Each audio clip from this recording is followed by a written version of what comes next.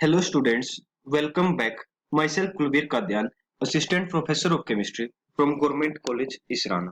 In the last videos of alkene chapter, we have discussed about structure and bonding of alkenes, their isomerism, about their method of preparations like dehalogenation of vicinal dihalides, dehydrohalogenation of alkyl halides, and like Set-Jep rule, E2 elimination, dehydration of alcohols we have studied in last video, uh, and about 1,2 methyl shift and 1,2 hydrogen shift we have discussed.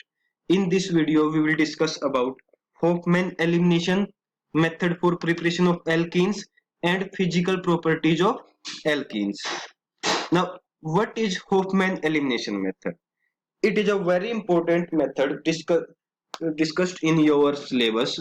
एक जैसे आपका एक तो आपका जो important आपका जो method of preparation है जो आपके सिलेबस में जो मेंशन है कुछ आपका हाईलाइटेड है जो आपका एग्जाम पॉइंट ऑफ व्यू से इम्पोर्टेंट है। जैसे उनमें से आपका कुछ हो गया आपका अभी डिस्कस करते हैं। जैसे एक तो आपका हो गया आपका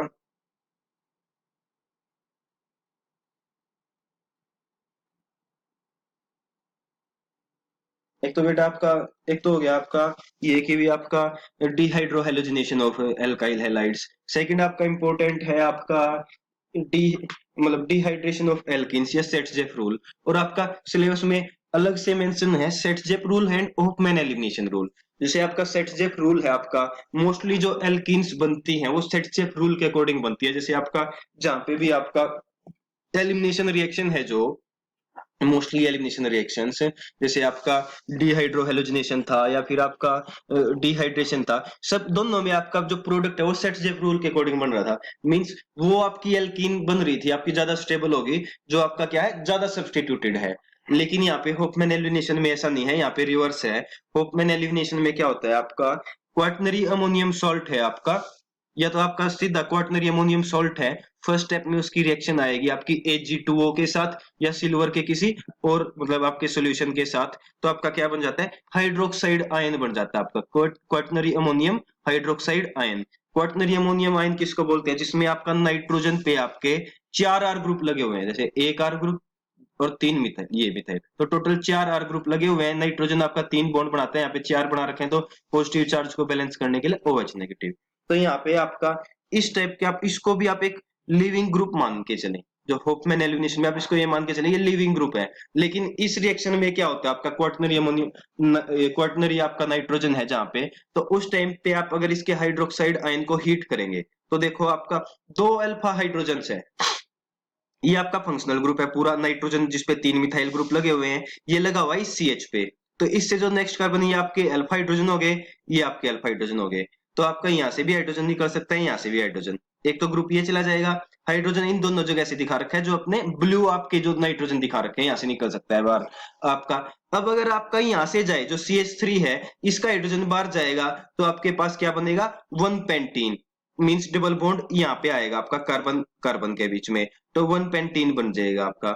लेकिन अगर आपका हाइड्रोजन यहाँ से बाहर जाए CH2 वाले से एक हाइड्रोजन बाहर जाए तो आपका डबल बॉन्ड आएगा यहाँ पे और 2 पेंटीन बनेगा।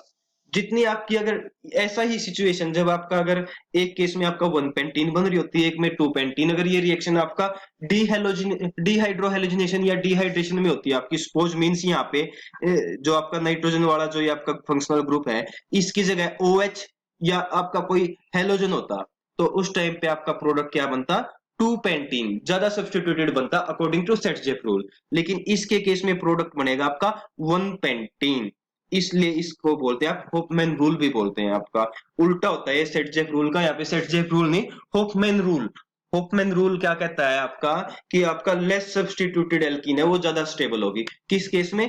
इस केस में आपका इस रिएक्शन के केस में आपका जब आपका सिल्वर आपका या तो हाइड्रोक्साइड डायरेक्ट आप हाइड्रोक्साइड के साथ रिएक्शन कर रहे हैं या फिर आपका इसको पहले आप सिल्वर आयन के साथ, जैसे ये था आपका क्वाटनरी अमोनियम सॉल्ट था, ये आपका इसका यूपीएससी नेम क्या हो जाएगा 1 2 3 4। मतलब एक तो सेकंड पे तो ये फंक्शनल ग्रुप लगा हुआ है और 4 पे क्या लगा हुआ है मिथाइल लगा हुआ है।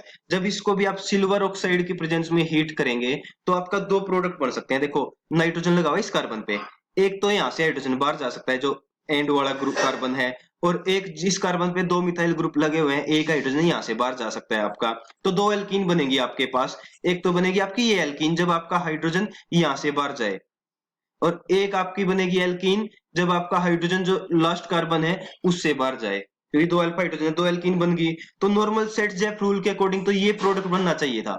मींस अगर यहाँ पे क्वाटनरी नाइट्रोजन की जगह आपका क्या होता, OH या हेलोजन होता, तो आपका ये वाला प्रोडक्ट ज्यादा स्टेबल होता, सेट जेफ रूल। लेकिन इसमें जब क्वाटनरी अमोनियम साल्ट आता है तो उस टाइम पे सेट जेफ रूल नहीं फॉलो होता, तो उस टाइम पे कौन सा आएगा, होफमैन प्रोडक्ट बनेगा।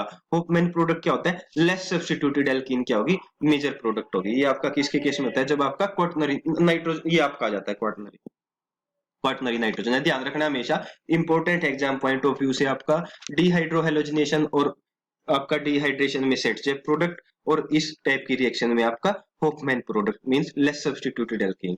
मैकेनिज्म से पता चलेगा कि ऐसा क्यों बनता है, आपका लेस सब्स्टिट्यूटेड एल्कीन क्यों बनी है आपका, क्योंकि आपका जो नाइट्रोजन पे आपके तीन मिथाइल या तीन आर ग्रुप लगे हुए हैं, मिथाइल की जगह आर ग्रुप भी हो सकते हैं, ये क्या होगा, यहाँ पे स्टेरिक हिंड्रेंस बहुत ज्यादा है आपका। अब आपके पास जैसे यहाँ पे भी आपका अटैक कर सकता है हाइड्रोजन, यहाँ पे भी अटैक कर सकता है। पोजीशन इसमें गलत दिखा रखी है, जो आपका ये अल्फा बीटा है गलत लगे हुए हैं, जो जहाँ पे बीटा है तो ये आपकी अल्फा पोजीशन है नेचुरल। तो आपका क्या होगा आपका, अब OH नेगेटिव है जो आपका, वो एक तो यहाँ पे अटैक करे, यहाँ पे अटैक करे, और एक ऐसा अटैक करे जहाँ पे कुछ नहीं है ग्रुप। अब देखो यहाँ पे तो इस साइड मिथाइल ग्रुप है और इस साइड नाइट्रोजन है, तो दोनों साइड आपका क्या है, स्टेरिक हिंड्रेंस ज्यादा है, तो OH नेगेटिव यहाँ पे अटैक करना क्या होगा, थोड़ा सा मुश्किल होगा। यहाँ पे नीचे की साइड OH आसानी से अटैक कर सकता है, क्योंकि फ्री है एक साइड से, आगे कोई चेन खत्म हो गया, कार्बन की चेन, आगे कोई कार्बन नहीं है, तो भीड़ नहीं है यहाँ पे, तो OH यहाँ पे आसानी से अटैक कर सकता है। OH यहाँ पे अटैक करेगा, हाइड्रोजन को एक्सट्रैक्ट करेगा, तो आपका यहाँ पे क्या आ जाएगा, पार्शियल नेगेटिव चार्ज इस कार्बन पे। अब पार्शियल नेगेटिव चार्ज आ जाएगा, तो नेगेटिव चार्ज को आपका स्टेबलाइज करने के लिए ये बॉन्ड आपका क्या हो जाएगा, यहाँ से क्लीव हो जाएगा आपका। मीन्स आपका सेम वही रहेगा, OH ने यहाँ से हाइड्रोजन एक्सट्रैक्ट किया, नेगेटिव चार्ज आ गया, नेगेटिव ये आपकी दिखा रखी है ट्रांजिशन स्टेट। अब नेगेटिव चार्ज आएगा तो नेगेटिव चार्ज यहाँ पे डोनेट करेगा, और ये वाला बॉन्ड आपका बार, तो आपका टर्सरी अमीन आपका बाहर चला जाएगा, और आपके पास लेफ्ट सब्स्टिट्यूटेड एल्कीन बनेगी। ये आपका होफमैन एलिमिनेशन होता है आपका, इंपॉर्टेंट रिएक्शन है एग्जाम पॉइंट ऑफ व्यू से आपकी। नेक्स्ट है आपका फिजिकल प्रॉपर्टीज ऑफ एल्कीन्स। जो फिजिकल प्रॉपर्टीज है उसमें मेनली आप boiling point, melting point, solubility etcetera, smells, ये आपका सॉलिड किस स्टेट में एग्जिस्ट करते हैं वो सब आता है आपका।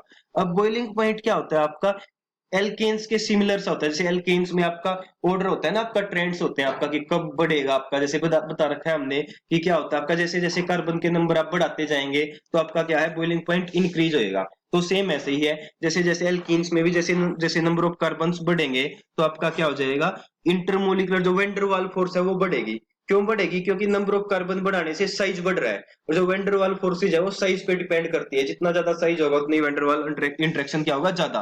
अब वेन डर वाल इंटरेक्शन ज्यादा होगा तो आपका क्या होगा, बॉइलिंग पॉइंट भी, एनर्जी है जो मॉलिक्यूल्स को सेपरेट करने के लिए वो ज्यादा चाहिएगी, तो बॉइलिंग पॉइंट भी क्या हो जाएगा, ज्यादा हो जाएगा। तो एल्कीन्स में भी सिमिलर ही रहेगा, आपके ट्रेंड्स कार्बन बढ़ा रहे हैं तो आपका बढ़ेगा, ब्रांचिंग बढ़ रही है तो आपका बॉइलिंग पॉइंट डिक्रीज हो जाएगा। एक जो आपका लोअर मेंबर्स हैं वो क्या होते हैं, गैसेज होती है रूम टेम्परेचर पे, जैसे 5 तक की आपका 2 3 4 5 कार्बन तक की आपकी जो एल्कीन है वो आपकी क्या होंगी, गैसेज। जो साइक्लोहेक्सीन है आपकी, वो आपकी होती है लिक्विड होती है। और आइसोमर्स में जैसे बताया, मैंने अभी बताया भी था, आइसोमर्स हैं अगर डिफरेंट आइसोमर्स हैं आपके, तो जितनी ज्यादा ब्रांचिंग होंगे बॉइलिंग पॉइंट उतना ही क्या हो जाता है, कम हो जाता है, क्योंकि ब्रांचिंग से सरफेस एरिया क्या हो जाता है, डिक्रीज हो जाता है। सरफेस एरिया डिक्रीज हो गया तो आपका वेन डर वाल इंटरेक्शन डिक्रीज हो गया, तो आपका बॉइलिंग पॉइंट भी क्या होगा, कम होएगा, मॉलिक्यूल्स को मतलब एनर्जी कम देनी पड़ेगी मॉलिक्यूल्स को सेपरेट करने के लिए। अब मेल्टिंग पॉइंट है, मेल्टिंग पॉइंट भी जनरली क्या है, मोलिकुलर मास के साथ इंक्रीज करता है, लेकिन बॉइलिंग पॉइंट जैसे रेगुलर नहीं होता, ये मोलिकुलर मास पे डिपेंड कर रहा है आपका मेल्टिंग पॉइंट आपका जनरली। लास्ट है सोल्युबिलिटी। अब आपको पता है नॉन पोलर है, एल्कीन्स क्या है, नॉन पोलर। नॉन पोलर है तो ये क्या आएंगी आपकी, वाटर में इमिसिबल होगी, वाटर में सोल्यूबल नहीं होंगी, और ऑर्गेनिक कंपाउंड्स हैं जो मोस्टली उनमें क्या आएंगी, सोल्यूबल। ठीक है, क्योंकि नॉन पोलर है आपका, लाइक डिजोल्व लाइक आपने पढ़ रखा है। तो ये आपकी फिजिकल प्रॉपर्टीज थी जिसमें हमने mainly boiling point, melting point और सोल्युबिलिटी के बारे में डिस्कस किया। नेक्स्ट है आपका chemical reactions of alkene. Chemical reactions में मेनली जो आपकी सबसे पहले जो केमिकल रिएक्शन आती है वो आता है addition of hydrogen means reduction. और जब आप एल्कीन्स में हाइड्रोजन ऐड करोगे या एल्कीन्स का रिडक्शन करोगे तो क्या बनेगा आपका, एल्केन बनेगा। अब इसके लिए एडिशन ऑफ हाइड्रोजन के लिए एक तो आपका कैटालिस्ट की रिक्वायरमेंट होती है आपकी, और सेकंड आपका एल्केन बनेगी, ये बता दिया। जैसे आपका 2 ब्यूटीन है, टू सेकंड पोजीशन पे आपका डबल बॉन्ड है, तो हाइड्रोजन ऐड करेंगे निकेल की प्रेजेंस में, तो आपका क्या हो जाएगा, डबल बॉन्ड रेड्यूस हो जाएगा आपका, एक हाइड्रोजन इस कार्बन पे, एक इस कार्बन पे। कैटालिस्ट कोई भी हो सकता है, मेटल, निकेल, प्लेटिनम और प्लेटिनम। अब नेक्स्ट आता है important topic, heat of hydrogenation. Heat of hydrogenation क्या होता है आपका, जब आप ऐड कर रहे हो, आपका रिडक्शन होता है, जब हीट निकलती है, तो इस हीट को बोलते हैं हीट ऑफ हाइड्रोजनेशन। हाइड्रोजनेशन कर रहे हैं आप किसी भी कंपाउंड का, जो हीट निकलेगी वो क्या होगी, हीट ऑफ हाइड्रोजनेशन। अब जितना ज्यादा आपका हीट ऑफ हाइड्रोजनेशन होगा, मतलब इतनी ही इजिली वो क्या है, रिड्यूस हो रहा है, जितनी आसानी से रिएक्शन होगी उतनी ही ज्यादा हीट निकलेगी। अब आसानी से रिएक्शन किन में होती है, एल्कीन्स में, जो लेस स्टेबल होती है आपका। देखो इसका ये एक मतलब जो हीट ऑफ हाइड्रोजनेशन है, उसको एज ए आप बेंचमार्क भी आप सेट कर सकते हैं। इसके लिए आपका अगर अलग अलग एल्कीन्स की आपको हीट ऑफ हाइड्रोजनेशन दे रखी है, तो आप स्टेबिलिटी भी बता सकते हैं। देखो हीट ऑफ हाइड्रोजनेशन क्या है, जब हाइड्रोजन ऐड करते हैं तो जो एनर्जी निकलती है उसको बोलते हैं आप हीट ऑफ हाइड्रोजनेशन। जितनी जल्दी रिएक्शन होएगी उतनी ही हीट ज्यादा निकलेगी। जितनी जल्दी का मतलब है कि एल्कीन जितनी रिएक्टिव होएगी उतनी ही हीट ज्यादा होगी। तो इसका मतलब जिसमें हीट ऑफ हाइड्रोजनेशन कम है वो एल्कीन क्या है, कम रिएक्टिव है। कम रिएक्टिव है तो मींस वो क्या है आपका, ज्यादा स्टेबल है। तो स्टेबिलिटी आप बता सकते हैं, जिसकी एल्कीन की आपकी हीट ऑफ हाइड्रोजनेशन कम है वो आपकी क्या होगी, ज्यादा स्टेबल होगी। जैसे इथाइलिन है, प्रोपाइलिन है। इथाइलिन की हीट ऑफ हाइड्रोजनेशन 32.8 है और प्रोपाइलिन की 30.1। प्रोपाइलिन की कम है तो मींस प्रोपाइलिन ज्यादा स्टेबल है। आप स्ट्रक्चर से बता भी सकते हैं, मैंने पहले भी बताया था लास्ट सेमेस्टर में भी, ज्यादा सब्स्टिट्यूटेड एल्कीन ज्यादा स्टेबल होती है। अब देखो इथाइलिन में आपके CH2 डबल बॉन्ड CH2, दो चारों हाइड्रोजन थे। प्रोपाइलिन में हमने क्या किया, एक हाइड्रोजन की जगह मिथाइल लगा दिया, CH3 CH double bond CH2, तो क्या हो गया, heat of hydrogenation come, means ज्यादा स्टेबल है। नेक्स्ट आ गया 2 ब्यूटीन। देखो 2 ब्यूटीन, ये सीस और ट्रांस भूल जाओ पहले। 2 ब्यूटीन में एक में 28.6 है, 28.6 है, एक में 27.6 है, मींस आपका प्रोपाइलिन से भी कम है हीट ऑफ हाइड्रोजनेशन। अब प्रोपाइलिन और 2 ब्यूटाइन में क्या डिफरेंस है, प्रोपाइलिन है आपका CH3 CH double bond CH2, और ब्यूटीन 2 ब्यूटीन होता है आपका CH3 CH double bond CH CH3। तो आपका दो आर ग्रुप आ गए, दो मिथाइल ग्रुप आ गए, तो और ज्यादा सब्स्टिट्यूटेड है, तो मींस और ज्यादा स्टेबिलिटी आ गई। तो आपका जितना आपका सब्स्टिट्यूशन बढ़ता है, हीट ऑफ हाइड्रोजनेशन कम हो रही है, मींस आपका स्टेबिलिटी बढ़ रही है। एक हमेशा सीस और ट्रांस में ट्रांस ज्यादा स्टेबल होती है, ज्यादा स्टेबल होती है, इसलिए ट्रांस की आपकी हीट ऑफ हाइड्रोजनेशन क्या है आपकी, कम है। जितना ज्यादा स्टेबल, जितनी हीट ऑफ हाइड्रोजनेशन कम होगी वो एल्कीन उतनी ही क्या होगी, ज्यादा स्टेबल होगी आपका। तो ये कंसेप्ट हीट ऑफ हाइड्रोजनेशन भी आपका एल्कीन्स की स्टेबिलिटी बताने में क्या है आपका, इंपॉर्टेंट है। ये मैकेनिज्म है आपका, कैसे होता है एल्कीन्स का हाइड्रोजनेशन। मेटल है आपका कोई भी, मेटल कैसी होती है, सॉलिड होती है। जैसे कोई भी मेटल आपका निकल, प्लेटिनम, प्लेटिनम, इसमें होता है आपका जो आपने सरफेस केमिस्ट्री में एडजॉर्प्शन पढ़ा है, उस मैकेनिज्म से होता है आपका एडजॉर्प्शन होता है इसमें।